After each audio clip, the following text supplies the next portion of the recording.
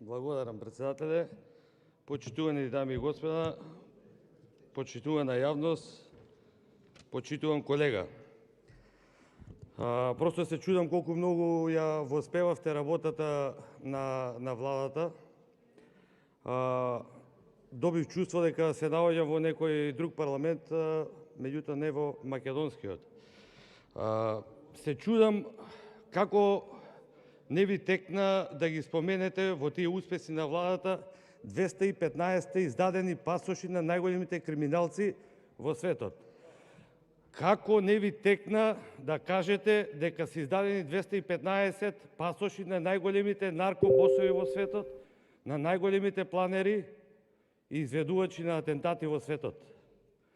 Или можеби тоа го планирате, односно го мислите дека инвестиција и така фабрики нема, ама по некој пасош, по некој милионче е сега во джеп, не во буџет, ама инвестиција си инвестиција.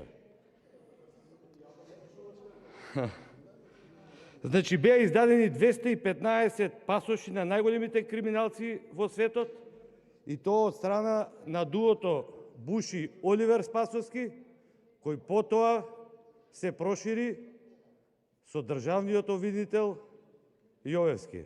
Ке ви кажам и зашто.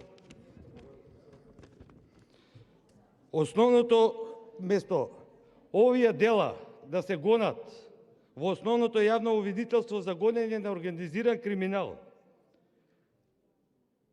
се не оди во основното јавно обвинителство за гонење на организиран криминал, туку оди во основно јавно обвинителство Скопје, каде се гонат луѓето тамо индивидуално за повреда на службена положба.